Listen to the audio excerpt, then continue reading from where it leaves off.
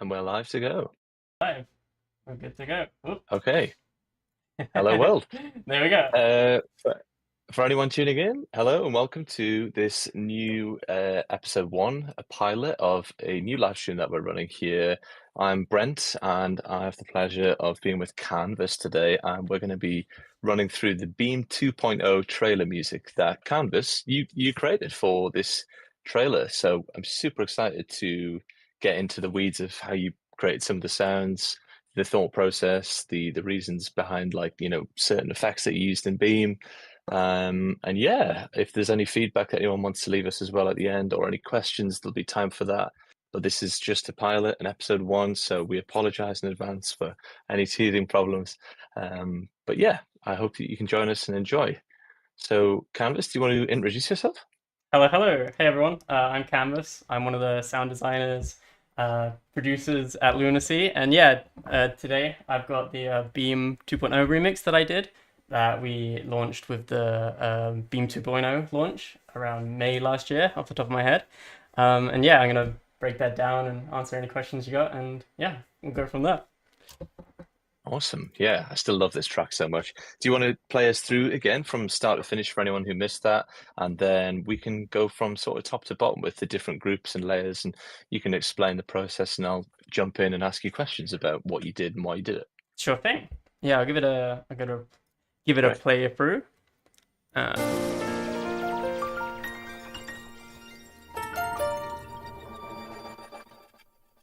Beautiful, there beautiful. it is. I'm still so in awe of all of the trailer tracks that we have for all of the Lunacy product demos. So this is just the cherry on top, and we'll definitely explore more. But yeah, why don't you take us through sort of the process of the brief for this? Because this was the 2.0, this was Beam 2.0, where we sort of revitalized and updated it. So this was originally the Beam trailer track, wasn't it? And you've sort of remixed it, updated it. Yeah, so the brief for this one was the Casey sent over the original track and like a folder full of stems. And they just said sort of just go crazy with it. And normally Mm, with a lot of the trailers that I do, I get a piece of like media or like visuals to go with it, and then I'm sort of scoring, along to those visuals. But for the Beam 2.0 remix, it was very much a, just sort of go for it, like, make something for 20 to 30 seconds, this sort of future bassy hype, sort of vibe, and yeah, like use the stems and just have fun with it. And yeah, this is the result of awesome. all that. Yeah, it's fantastic. If anyone has seen the original Beam trailer, that sort of there's elements of it that are very memorable, and you can hear them throughout this, but injected with new sort of energy from what you've done, Canvas. So why don't you run us through from top to bottom the main elements, the intro, the structure? Where do you think is the best place to start? I'd say I'd start with the drums. Also, I'm just gonna quickly post a link in the Discord server so everyone gets Yeah, notified that we absolutely. are live right now. Yeah, Everyone, fantastic. um, because we want everyone to get involved with this. Of Um, course, yes. we are Any live right questions? now. I'd love to. I'm breaking down the Beam 2.0 remix and answering questions. And say hi. There we go. That should be good. Awesome. Sweet. So, do you want to start with? Basic they are. But this is what we got. Wow. Nothing, right? When you when you hear it in context, it feels like there's so much more going on for some reason. Right? Yeah. They're I, very wonky, kind of drunk feeling almost, aren't they? That future bassy feel. yeah, I feel like that, there's this need to be like, you need a million layers to make everything sound full. But, in this Yeah. instance, it really just needed that like, kick, like rim shot, and then sort of offbeat hats for that like little bit of groove. Um, Yeah. And You're right about the layering. The honesty is very refreshing as well because too often you see live streams where people have just the drum group is perhaps like 50 different tracks. So, yeah, right. so what have we got here? We got kick, rim shot, a hat. No, two different hats, and then just that sort of trap fill. Is that all we have? Is that literally everything? That is literally everything for the like main drums. So yeah, the kick is a very sort of Wow. doofy is the word I would use. It's a very thick. Mm. I was sort of going for like a like future bassy flumy sort of very stompy like in your Yeah. face sort of kick. And that was the one that I settled on. Um, and I've been using a lot of rim shots like as of late. I'm just really Okay. into like over snares or claps. They just sound like they just that just hits and that it's so fun. Um, and then yeah, the hats are super simple as well. Just little, they're so tiny. Like they're so tiny in the mix Wow. as well. And then on top of that is a little sort of offbeat open, sort of more brushy sort of. Hmm. Yeah, so that's like sound wise, it's very basic. But sort of Wow. groove wise, it's a bit more quirky sounding, I think. Um, Very. Yeah, especially definitely. especially in this like latter half, you can like it's very straight here, and then there's like it almost sounds like Mm, wrong when you like just solo the drums. They're like it sounds a bit definitely. wrong and offbeat, but like in the context of the whole sort of groove, it works somehow. Yeah. Oh, 100%. Yeah. So yeah, I must admit, I'm quite surprised by how simple the drums are, but that I guess that just sort of demonstrates how much the rest of the arrangement is sort of carrying the entire track because the drums is one of the most important parts for driving the sort of pacing. But if given how simple that is, I'm even more curious now what is going on in group seven. Group 7, that's the magic. We can get to that. So yeah, Okay, that's all the drums show. now. Um, so I can start with all the intro elements. So like this group here is like all the melodic sort of stuff. So I can solo this. So this is all this stuff.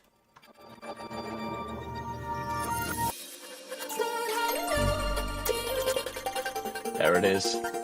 All that good stuff. Yeah, I'll just go top to Lovely. bottom again on that. So the first thing I dragged into the entire project file was this sample here. And what that sample is, it is the entire of the original song, the original theme, like trailer song that Love it. I reversed, and we can listen to what that actually sounds like as well to compare the two. But yeah, Mhm. I dragged that in and I reversed it because I thought it'd be like interesting to like start the new remix sort of like with the end of the old one, sort of, you know, Yeah, pay blending them homage. together. Yeah, yeah. So that like sounds like this.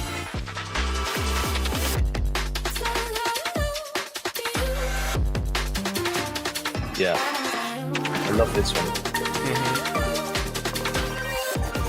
Hmm. Yeah, that's the original remix. That one.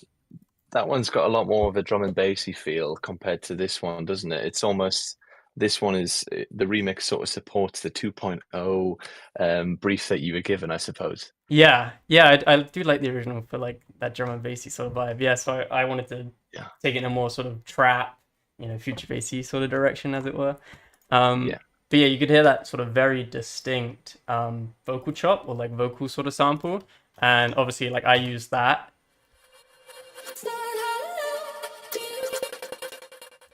So that's already got some like interesting textures and stuff going on in there. totally. But of course I added more to be crazy. Um, Two two beams, holy instances of moly. beam. That is Okay. what we doing here. Two hazes. Ah, double haze. So Just widening it? yeah, I think it's just adding a bit of stereo image niceness. It's probably very subtle. Hmm. And there's also like a little Nice. bit of a volume automation there to sort of make that a bit more plucky. And in the second half, I'm doing some like manual sort of stutters to make it a bit more interesting. That's well And sort you're of baked really in. actually just chopping the sample up a ton, aren't you? Yeah, I'm very much a sample based like producer. I like I make Mhm. something in a synth and then like bounce that to audio and then like stretch it out, manipulate it. Yeah, that's just Got you. how I've worked. Especially since switching to Ableton, it's just like it just is the workflow. Yeah, 100%. 100%. Yeah, there's a few more of those little chops sort of actually within the drop. It's really funny. Like Mhm. I found when I was like preparing for this stream, I would go through and like test all the little layers. And you don't hear them like consciously when you're listening to the track, but like once I've soloed everything, you'll like hear every single little detail. It's funny. Like that sort of thing. Yeah, Like you can subtly hear that like it a little bit blends. in there now. It's fun. Yeah, totally. Yeah, it got sort of almost lost in there beforehand, but it's playing its part, isn't it? Big time. Yeah, everything's sort of like felt not heard, as Skybreak once said. uh, Yes, love it. and with that is another vocal chop that wasn't in the original. This is one that I added as a separate sort of layer. Okay. In this one.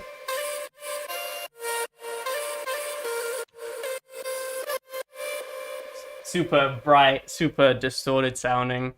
Um, Yeah.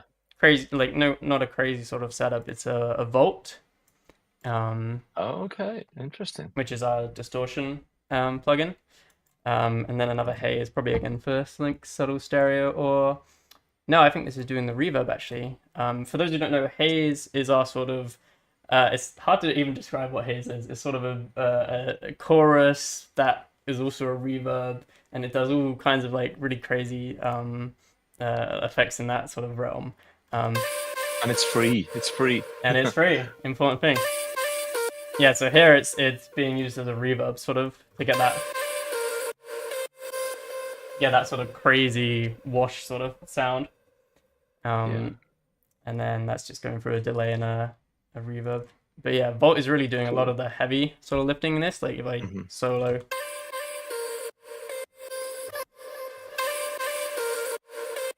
Yeah. Almost sounds like it's doing some bit crushing there. yeah, it's just smashing it. It might be on the because there's three different algorithms. Yeah, heat, crush, and charge. Heat's just like a really dialed in saturation.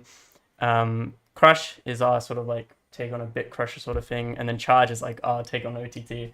Um, and yeah, they're great. They're great fun to like mix and match and stuff. Yeah. Yeah, What a difference. What a difference. yeah, I like that sort of like overblown speaker sort of effect for vocals. I use that quite a lot. It's a fun sound. Yeah. Below that, Oh, what we got here? we got some music box sort of. I'll have I that. remember you showing me this one. This Yeah, one's frozen, isn't it? But yeah, yeah, Beam's doing some lovely little granular textures on here, I think. yeah. Beam is working overtime for this sound, so it's Oh, okay. without the beam, Oh, just a very wow. very Okay. sort of clinky plonky coming from That is. Collision. But yeah, Beam is using this Diamond Crumbs preset, which I made. I forget which pack that was from. It's probably from the pack that not Parallax, the one that launched with Beam 2.0. Okay. But it just adds all these Mm, like crazy, lovely. crazy like ear candy textures to it. Yeah. Yeah, There's that was one of my huge favorite difference. presets that I've ever designed. Like all the whole time I've been doing that, and it's just like And that's two volts, grains, and a space node, is that right? yeah. So I think there's some LFO magic going on, and it's controlling Mm-hmm. the rate of the grain. So you get this like so it sort of goes very textured and then sort of comes back up. Yeah, I love that sound. It's brilliant. I love it as well, yeah. Yeah, Beam is just such a ear candy sort of generator. There's so many like presets that just let Big you do time. that sound. It's It really is, yeah. and I also use this at the end here, just to sort of, it's a bit more quieter because it's I'm layering it with something. Got you, okay. But yeah, just to add that sort of ear candiness. As I say, like you can just browse like all the Beam presets and you will run across these like endless amounts of Yeah. ear candiness like generators. They're so fun.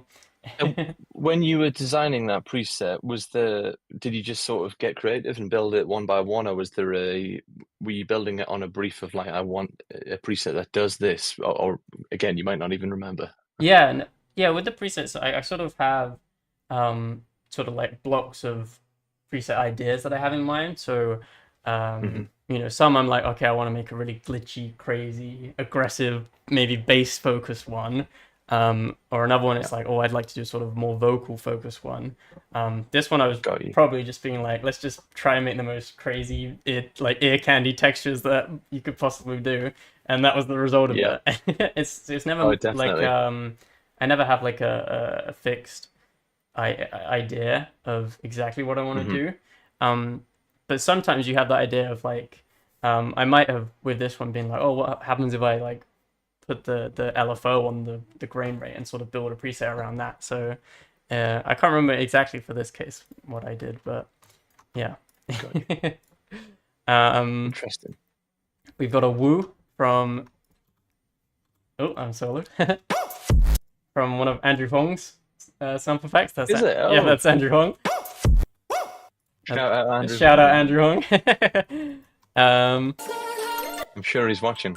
hopefully, eh? Yeah, and we got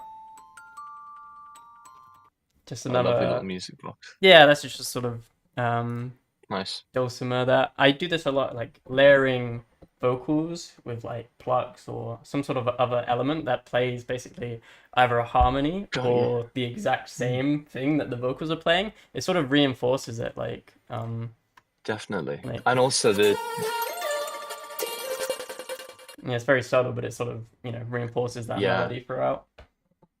the transient of that very metallic pluck as well. I think that definitely, like you say, it also helps sort of bring the vocal up in the mix, doesn't it? Because you've got more detail where the vocal maybe didn't have as much sort of energy. Yeah, it definitely like can be used to fill up the mix quite a lot. And Yeah, great technique that is not really relying on an effect at all, to be honest. no, yeah, it's super basic. It's just a basic dulcimer tone from Keyscape. I use that one quite a lot. You're gonna start Awesome. to hear like Love all that. these things that I use in like all of my songs. This is it. You're giving all your secrets, you're giving them away, and everyone's going to You know can how to have make them. beam tracks from now. Yeah, I'll be out of a job. Oh, I love this one. Yeah. Yeah, this is a fun sort of synthy sound. What's That's going on this track? Because this one to me stands out in the mix. I hear that a couple of times. Oh, it's it's the goat. Serum. It's yep, Serum 2. You can't go wrong. Okay. Let's hear it without everything. Oop. Let's solo you. It is soloed. Wow. Okay. Yep. So there's a big difference there. So this is like a very inharmonic sounding sort of bell patch that my buddy Eva made, I believe. Shout out Eva. Awesome.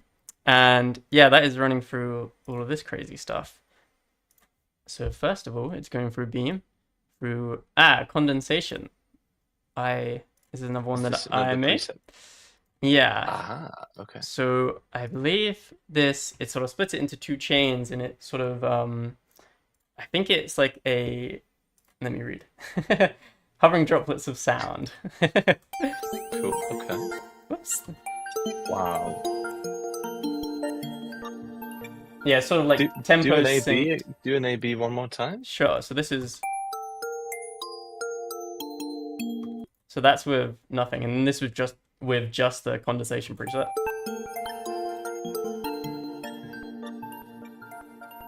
Yeah, so it adds this sort of like rhythmical, like timed, sort of pitchy, fun delays to that. Yeah. Um, Those little repetitions are really subtle, but really fill it out, the gaps, because it's a really simple sort of counter melody, isn't it, to the main vocal hook? yeah, and I think that's using the time node to sort of stutter the It's sound. just stretching it. Yeah, Yeah. so it's sort of that's the speed, and then it's sort of yeah, dancing around a little bit more with that. Love it. And That's then a really good. I like that one. yeah, that's a fun patch. I think that's from the time pack that we did. I forget all the names of the packs, but This you summer. can Yeah. see. Yeah, we've done a lot at this point. It's all the expansions. Time Yeah. warp, it might have been. Yeah, Okay. that was a fun one. Condensation. Yeah.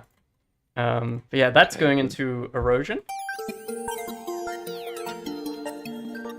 So erosion is sort of in the psi mode, it sort of acts as like a bit crusher.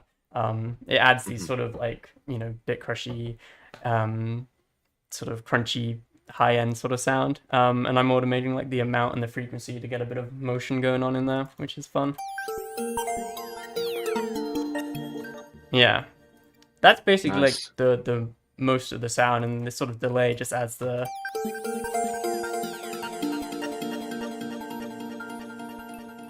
sort of feedback in there and makes it a bit more groovy.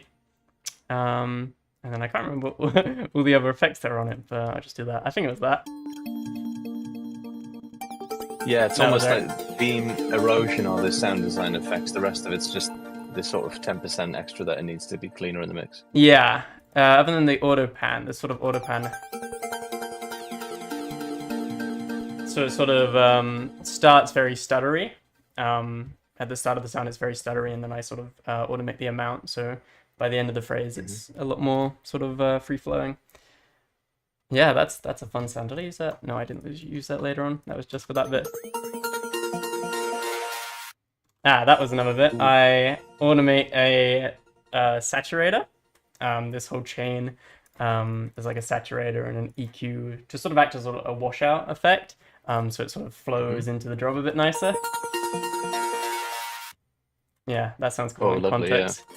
And it's being swept by the EQ. Yeah, that's a cool way to add. Nice. Add like. And how many more elements are in the intro here? Because obviously we were talking about the drums is really basic and sparse, but the intro's got quite a lot in terms of its different layers. Yeah, it is a lot more complicated. Like those are the main sort of melodic-y elements that like build up the majority of it. But then there's like there's these subtle sort of transition effects here that I forget what they sound like in context. Got you, yeah. Sort of going from that intro swell into the main bit.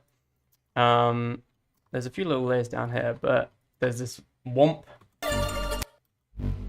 That's just from Omnisphere, so I might freeze this while I'm going, so we don't have any. Yeah, Omnisphere is quite hungry on CPU. Yeah, this whole project file was a bit crazy. It looks like it could potentially not Beam. Beam is not CPU hungry, but the rest of them, I think a couple of keyscapes and Omnispheres, and this session could potentially crash. Yeah, that's like all my sessions. There's a couple of keyscapes, a couple of Omnispheres, and then it's over. So that bass wob is an Omnisphere preset, and then what you got there, Beam filter and Beam volt. That looks really cool. I think the filter is doing the womp sort of. Yeah, sort of band pass. It sounds. What does it sound like without everything? Oh, that's just like a respace, sort of very standard, with a amplitude sort of envelope, and then the filter creating the womp sound, and then going through the volt, adding that sort of crunchy texture with the charge mode. That's really nice. Oh yeah. And then a big old reverb at the end. There you go. That's how you make them sort of cinematic-y womp sort of trailer. I always imagine that's like a trailer sound, you know, for like a Transformers film or something. Could hear that in Odeon cinema big time. Yeah, right. I love it. Yeah, that's awesome as well. And then below this, I think this is just a basic sort of very subtle string patch. Just what adds like a little bit of, you know, transition into that. It's one of those sounds that again sort of blends in, but now that you've soloed it, I can hear it, you know. I didn't really notice it too much before. Yeah, it's a lot of things in like just tracks in general, I find is you gotta feel them, not hear them. Like stuff that only you know is there. But like once you, again, as I say, like once you point it out, it's like, oh, it's so obviously like that. Yeah, 100%. Like this sound, like this pad sound is just like playing constantly in the background of the intro, with a sort of auto panning effect to get a nice stereo field. But yeah, like it's one of those things where again you can't hear it, but taking it away, it like Like Yeah. that bit falls Something's like missing yeah, immediately. that bit falls super flat for me. Yeah, that's fun. This pad was made by dragging a whole song into a granular synth as well. To create fun textures. So if you want to make cool pads, there's a little trick. Awesome. Below that, just another sort of thing to layer with another sort of transition-y thing there. And then the Yeah, last little nice melodic support. bit, another little sort Riser. of deterioration, crunchy effect to like layer again, because without that, it's like it didn't quite have that crunch that it needed. So And the sort of digital degradation saturation builds up for that drop, and then you get the EQ spectrum starts to sweep, and then when you go into the drop, it opens back up, and you get the full low end, don't you? So you feel the impact quite a lot. Yeah, that might be. I do that quite a bit. Is that on the master? Sometimes I just do it straight on the master. Good energy trick for sure. Yeah, I don't know where quite I did that, but I did do that somewhere. And one of these might be in the drop stuff. But yeah, I do that a lot. I just automate a utility usually to ever so slightly duck the volume, the stereo width, and I use an EQ to remove a lot of the low end before you go into the drop. Yeah, it makes the drop sound larger with like little effort. There's a few little extra intro elements down here. More sort of like this. Yeah, sort of like bubbly downlifter sounds and a few little drum bits. So the drums, sort of cinematic timpanis to transition between stuff. Oh, that's nice. Yeah, just a little sort of break beat. I don't know what the beam's doing. On, what I was just about to ask, yeah, what's that? Oh, more volts. Wow. Yeah, you use very volt a lot, don't you? Yeah, this one warranted a lot of volt sort of usage. It was a very hype sort of track, so I crushed a lot of. Love it. Yeah, it makes it a little more punchy, and then sort of deep sort of impact. A few more little sort of textury stuff.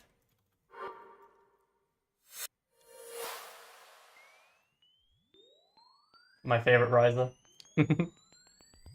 Wow. Oh, bubbly. Yeah. Very bubbly. Yeah, I think I might have used that riser in a few other songs that I did for the trailers. So we'll probably see that again in the future.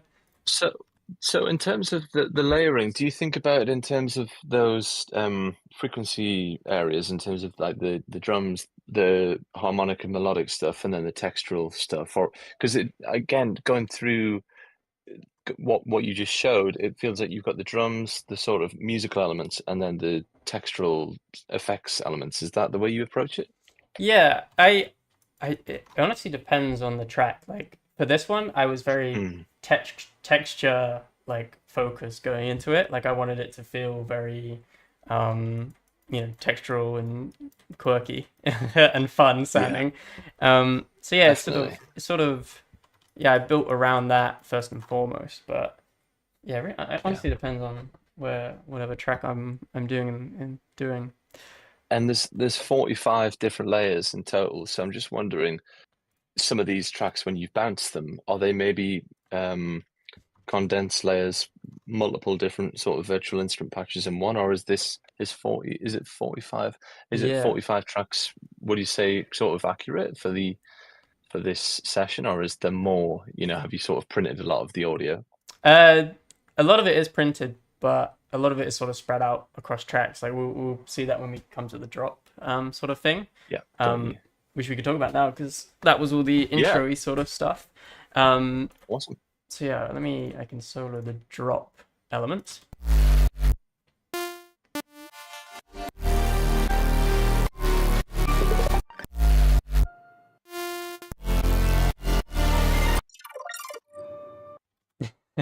Sounds fun. I always like soloing stuff. There's a lot in here. There's some serious ear candy at the end. This is exciting. So all of this stuff, I'm gonna make a group for this even. All of this, so I'll play it through.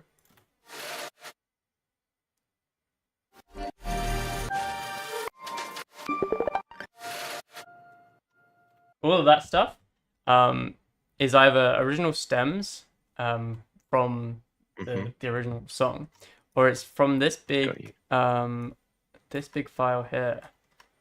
If I drag it out. No way. If I drag it out. Oh my goodness. It's a track in itself. Yeah, what this is a giant resampling session that I did. So I think I took the original track and then ran that through Beam.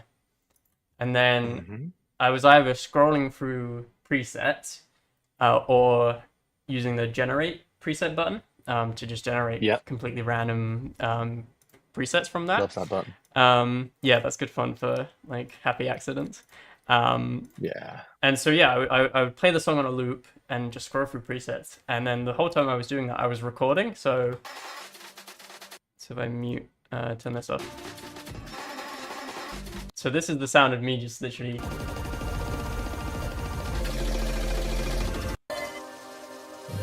crazy going through presets. And then I've seen Andrew Huang do this. He has these sort of hour-long sound design sessions, records the whole chaos, and then he sort of cherry picks little amazing parts, doesn't he, for tracks? Yeah, that is I think this one was actually done with Quanta, which is a granular sort of plugin. But I do this with all sort of all different kinds of plugins like multi-effects or granular plugins and stuff. And yeah, you get these like you just get these like insane sort of textures, and then you find little elements that you like in that, and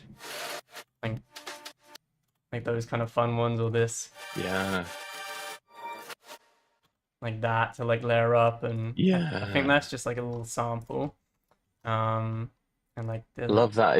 It's those sounds in these trailer tracks. To me, I always wonder like how have they created that, and often it is these sort of extra sessions that you load into that session, isn't it? The sort of creative sound design sessions that you pull all of these bits from. Yeah, it's such a useful technique because the sample sort of shapes the what it should sound like, or what it could sound like, rather than you sort of struggling to come up with an idea. It's sort of really easy to just sort of like scrub through this like that, and it'll provide material. Like you just have all this raw material that is sort of just throws ideas at you, and it's endless. Like you can do this like with all kinds of different like samples, all kinds of different plugins. I do this a lot for this kind of stuff. So that's all of these is like these little chops. There's a few little bits in there, like that's one of the original stems.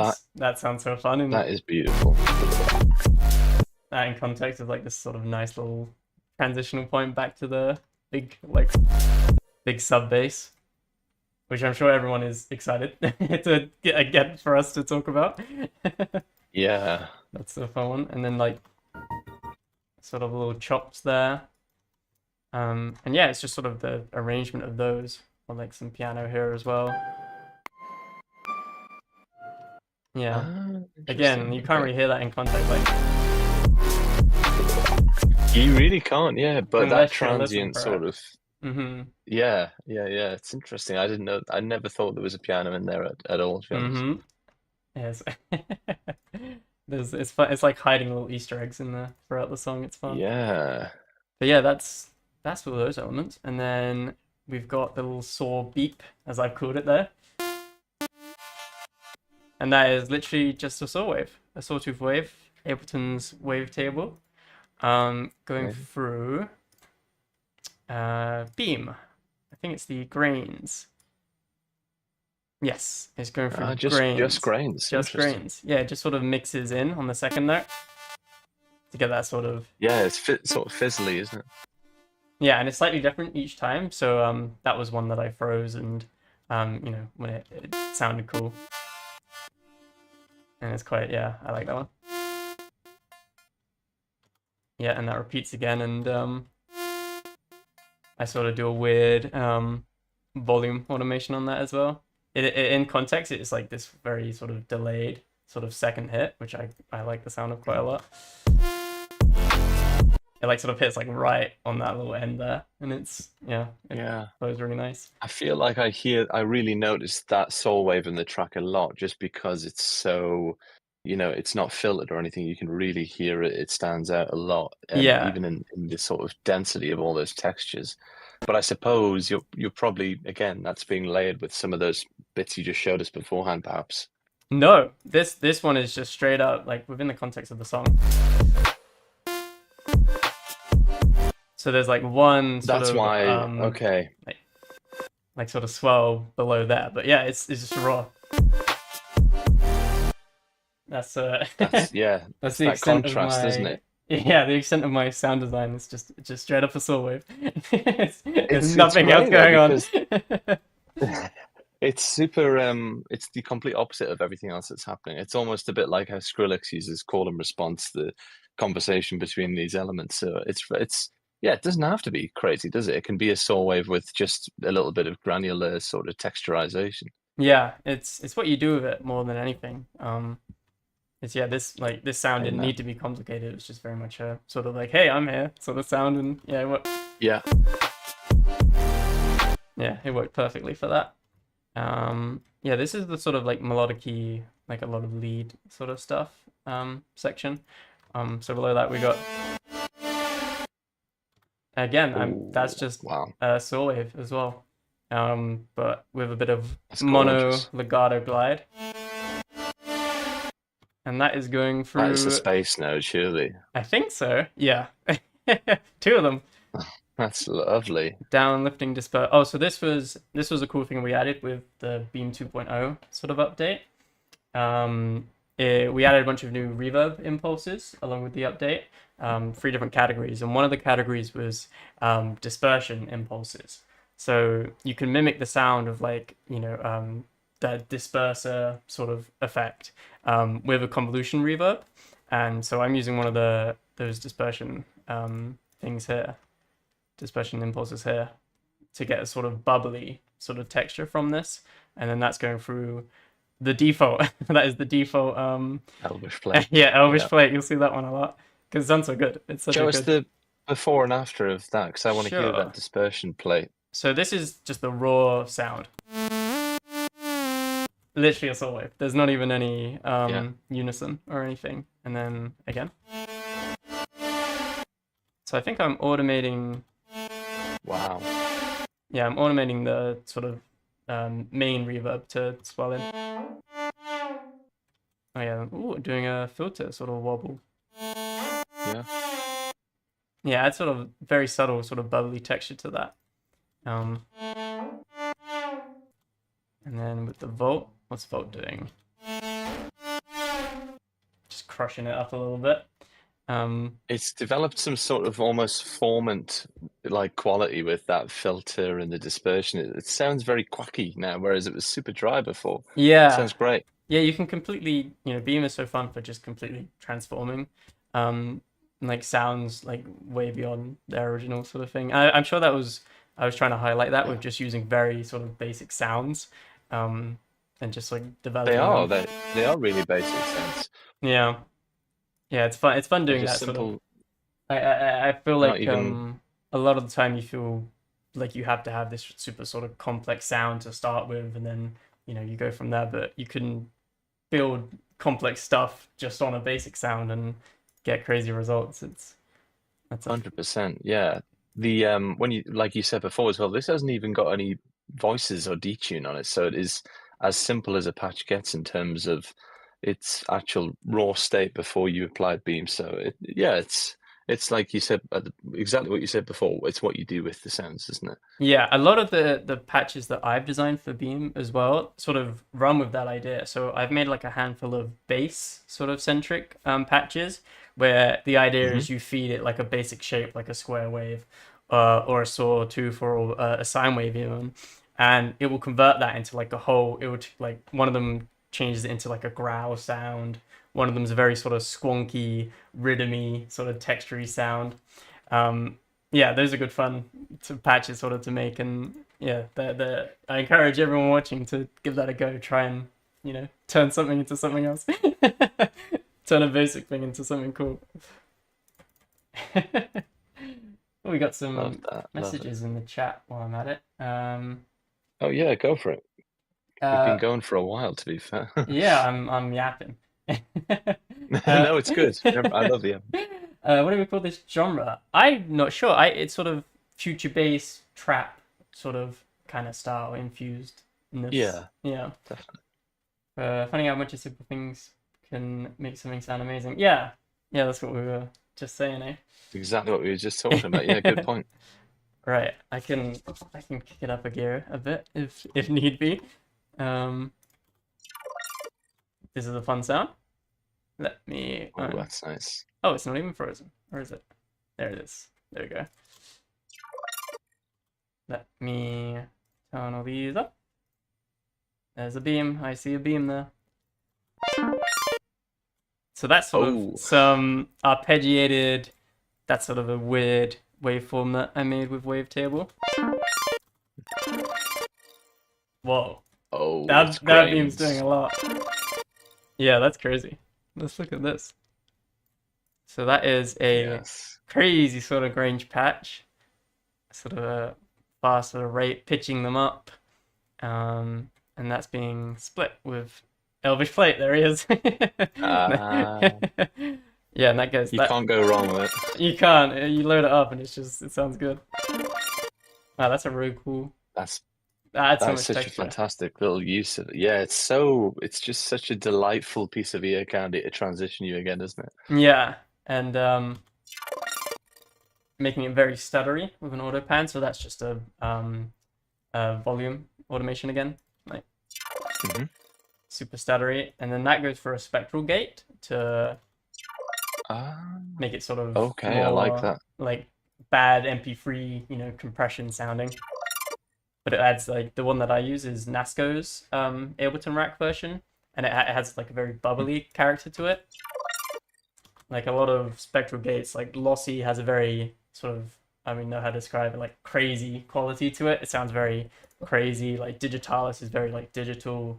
But yeah, I like the Nasco one because it is very bubbly, dispersed sounding. And then Autopan for some stereo. That's that.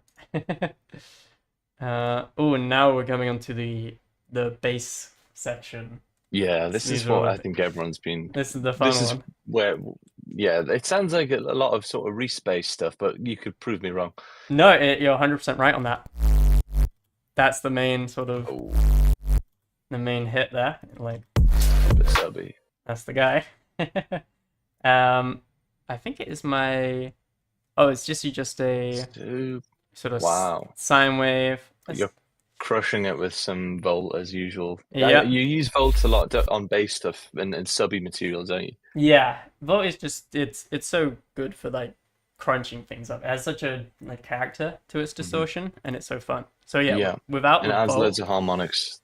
Yeah, it's so clean. Without the volt, like an insanely noisy sort of sub, like. So it's just like a sub sort of drop. Yeah, the noise is so loud.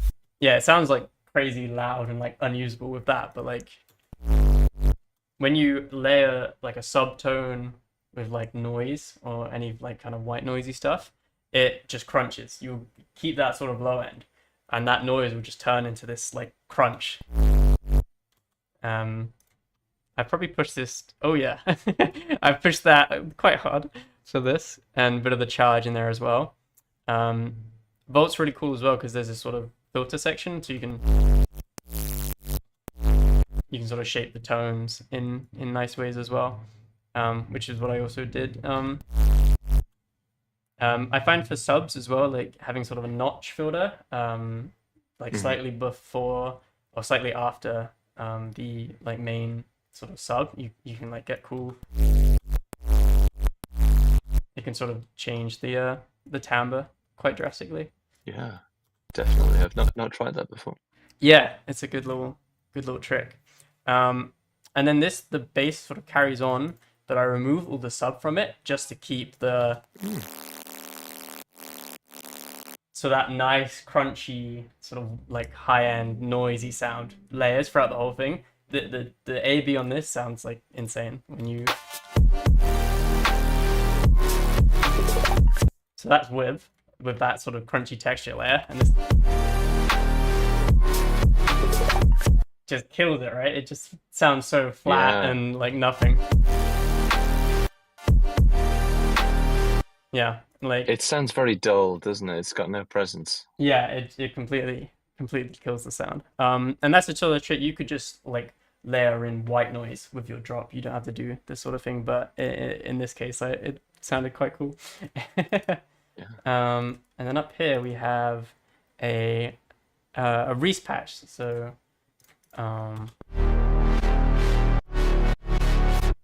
so this is I call it the canvas Reese because it's my sort of go-to. I will use it like in every track. And it's a Let's see it. Serum 1 even. That's how old I've been using this thing. Wow. It's 14 voices. Wow, this is wide. yeah, so normally it would just be like it's a sawtooth wave with the fundamental removed, and then that fundamental is being added sub. Yeah, back with the sub, because you get a lot of like less phasing issues with that.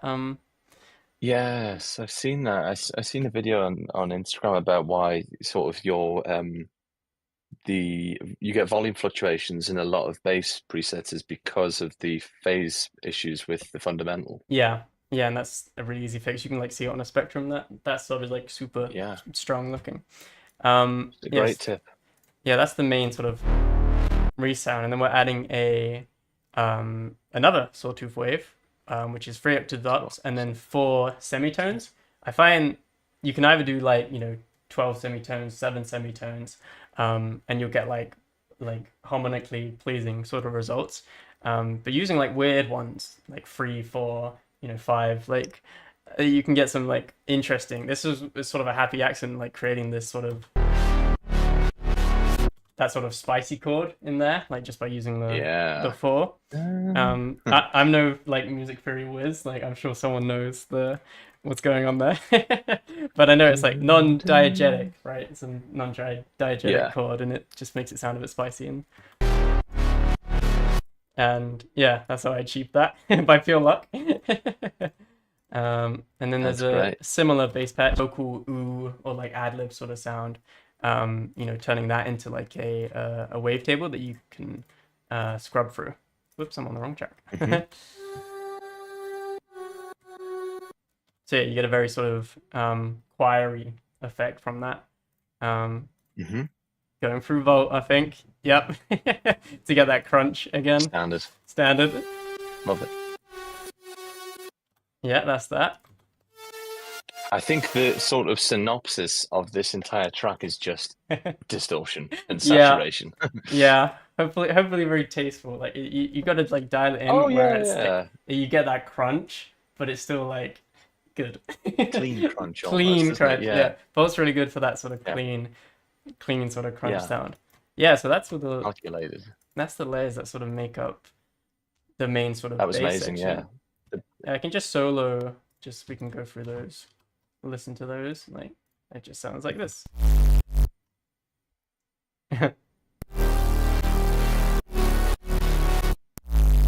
Like that fills up a lot of space.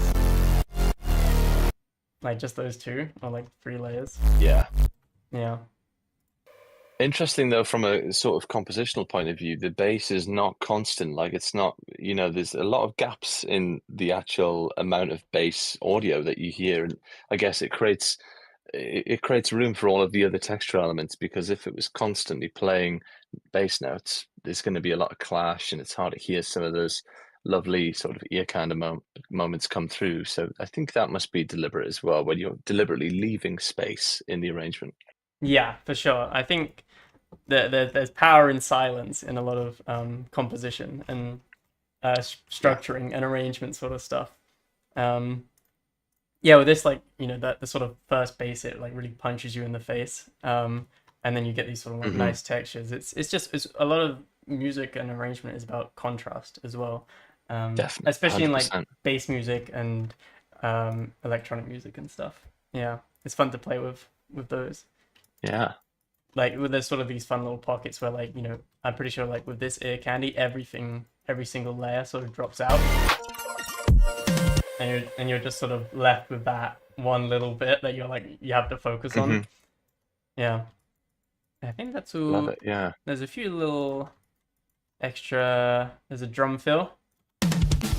Oh yeah, definitely noticed that. Yeah, Noticed that. that's right in your face. This fill, like, yeah, it really builds up to that. The next hit.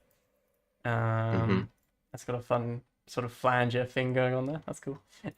I don't use flanges too much. It's one of my Neither do I. no, Yeah. it's one of my least like used effects, I would say. But I gotta get on that more. And then we've got a few effects parts as Yeah, well, I and can. that's all the layers. I think that's from the original. Yeah, that's from the original stems that I was sent. So that's just a cool. It's a nice little riser.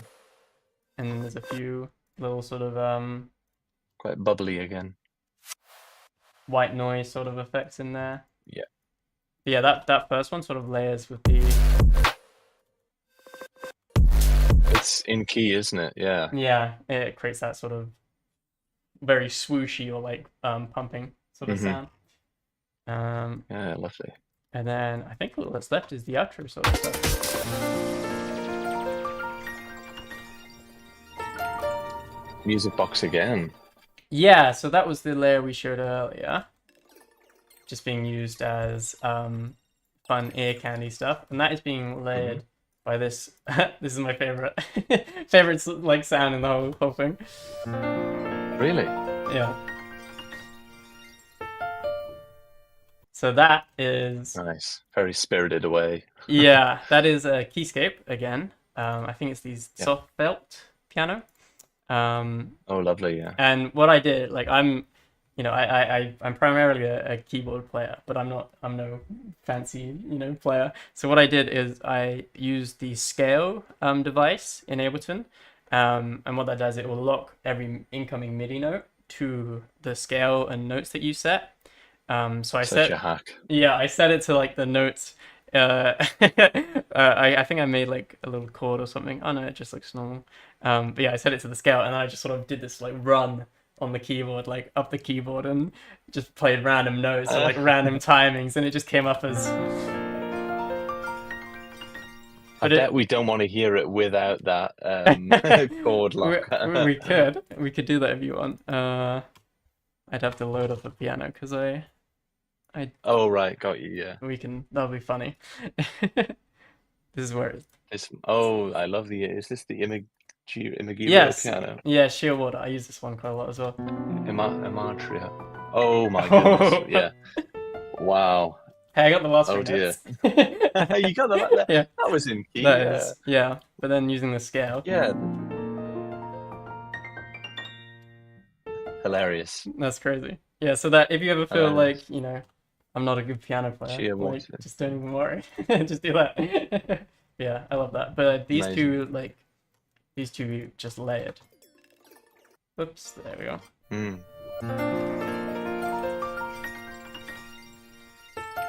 Yeah, And it it's just a sounds complete super. contrast to the sort of second movement of the track because it's so airy and sort of melodic, whereas the rest of it is a lot more choppy and rhythmical. So it's a nice way to close it, that contrast. Yeah, yeah, I feel like it sort of like encapsulate the Lunacy sort of vibe. Like it's very Lunacy's very, it's like a pretty brand to me. I imagine like Yeah. I just always see their stuff as like it's very beautiful sounding and yeah. So to end on that, it was like yeah, I like that, and I think that Love it. Yeah. it's just I think the same sort of stuff at the end there, and then the very last sound is the yes. which is Lovely. which has sort of become like a Original track. bit of audio branding in a way. The da da dun. It really has, yeah. Yeah, I think I used that in at the end of a trailer as well to sort of reinforce that. But yeah, I'm layering that with all the other layers that are in there. I think Awesome, amazing. I think that's it. The synopsis of from what we've walked through, and this has been amazing to sort of get under the hood. It's it's what you do with the sounds. You know, a lot of these sounds were incredibly basic to begin with. In this track in particular, it seems like you've used a ton of volt and saturation, and then there's sort of contrast as well of sort of dark, light, and then contrast of leaving sort of pockets of silence as well. So there's so many, in addition to all of this sort of techniques and effects that you're talking about, there's so many sort of writing and compositional sort of tricks that I think people can take away from this. Yeah, I hope people can, get some good value out of this. There's a lot of Oh yeah, well, the like music production and I'd stuff. like to. It's a whole. You got to treat it as like uh almost as a painting, right? You can put in what you put, you get out what you put in, sort of thing. So it 100%. like, you want to create sort of this like um pretty textured environment storytelling. I find with trailer tracks especially, a lot of it is about this like telling this very short sort of compact story. Hmm. And for something like this, it's sort of this sort of build up and excitement, and then this sort of wow sort of moment, and then this sort of cozy like feeling home sort of lull at the end. Um, Yeah, yeah. I like that. No, the emotional breakdown's really insightful. And again, touching on what you just said, it's only about what, a 30 to 40 minute, 30 to 40-second track? Yeah, 50-second with the sort of, 50. yeah, like fade out. We normally add like fade outs at the end so we can put Yeah. put the logo and fade it to black. It's quite short in terms of the density of sort of variations and different themes and all of the actual sort of sonically what's happening. There's a lot going on in sort of 50 seconds. So yeah, it's a great if I think I'm biased because obviously it's me who wants to explore these tracks, but I think it sounds fantastic. And is there any more comments on the Discord at all that need answering before we wrap things up? I can check on the Discord. Might lose your webcam for a sec.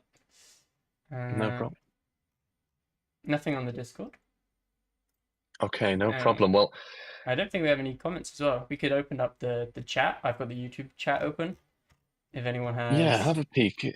oops. We deliberately did not promote this first pilot episode in case there was some teething problems. So there will be more push behind episode 2 of this series. But we wanted to sort of soft launch and see how things go. So appreciate everyone's patience on this, but hopefully it's been insightful, the process behind how our sound designers and composers write the music for the various different product campaigns and trailers that we launch. And it's been really good for you to walk us through your process, Canvas. Yeah, of course. I appreciate it. I hope uh, everyone found some interesting things there. Yeah, but we can open Yeah, the, definitely. the chat for like a couple minutes to see if anyone has any questions. Feel free to ask, Yeah, if and we can. anyone's go for it. We can wrap up in the next minute or two. If there's any last sort of Q&As anyone would like to mention, Yeah, we're all yours. But yeah, I think we will definitely run this again next month. And we will also be, if there's anything that anyone would like to look at from our catalog in terms of the tracks or maybe how we've done some of the preset highlights, anything like that, Canvas has likely been involved on quite a few of those. So I'm sure there's more that we can share on that front. yeah. I worked on the Taps and Portals. I did the Aura um, soundtrack as well. I did Violet. Violet's a fun one. That would be a Yeah. cool one to Oh, check so out. we've got Hey, we got a question. plenty more for sure. How do you start a song? Is it with a sound that you like, or do you try and make a plan for the whole track? That's a cool. It's sort of a mixture of both for me. I Hmm. there's Andrew Huang did an amazing video on different ways you can start a song. And it was, you start with a chord progression or you start with a melody. Another one is you start with a sound, or you start with drums. What was the fifth one was lyrics, I think. And he like the whole video was he made like 5 songs, from a different starting point. Um, and I think it really just Hmm. comes down to what feels right for you for that song.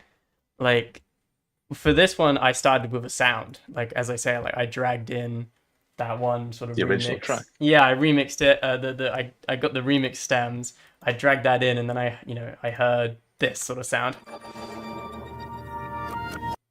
And then in my head, I heard like a sort of tonal like ping sort of sound to like or like a very transient tonal sound, and then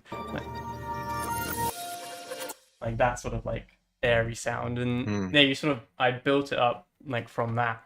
Um, but yeah, depending on the genre as well, I think that has a big effect. Like when I'm doing garage or yeah, dubstep, a lot of the times I do start with the drums, and then I like add sound design on top of that because it shapes it. yeah. Yeah, that's I a think good question.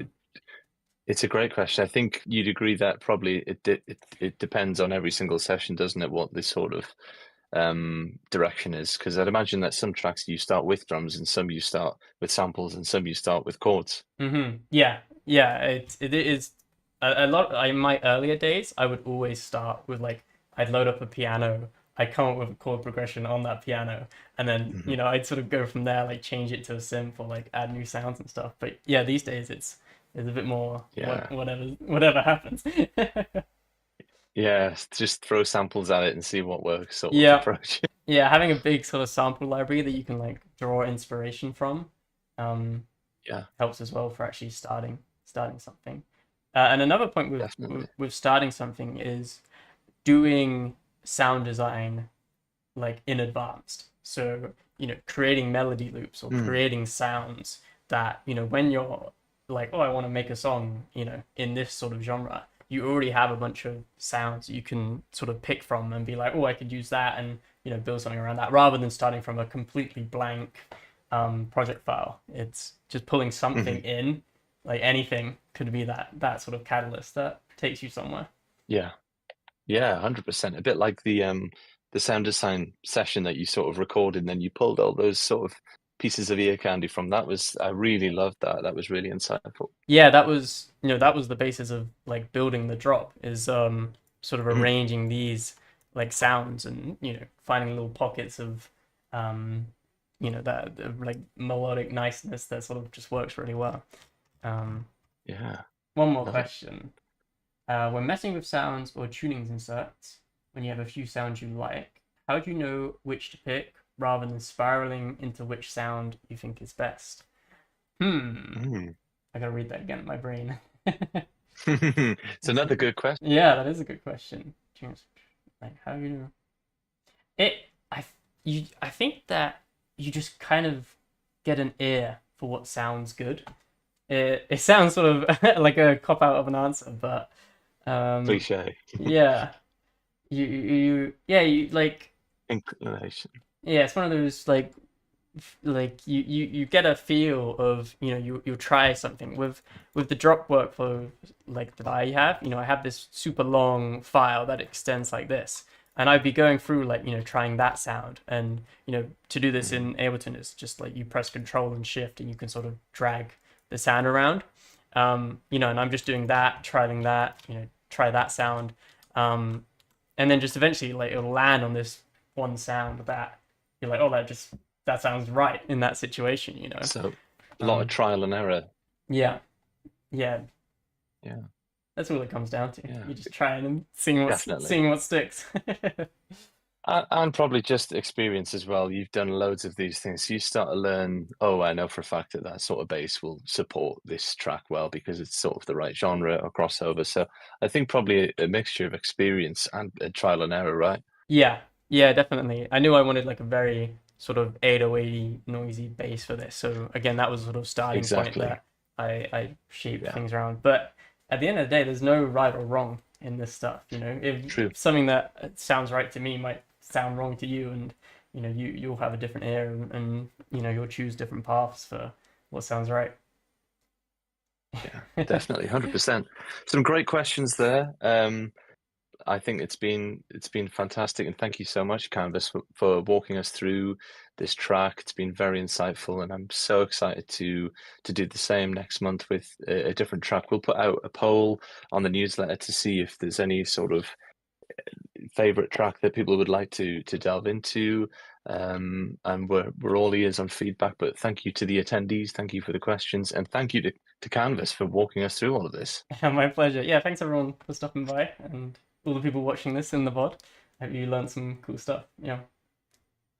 Definitely. And there might be some sort of short snippets of this on socials, which people will see. So hopefully the value can continue to be provided from this sort of short live stream. But yeah, thank you again so much, and we'll see you next month on another one of these Lunacy Behind the Track live streams. Awesome, awesome. Okay, brilliant. Goodbye, everyone.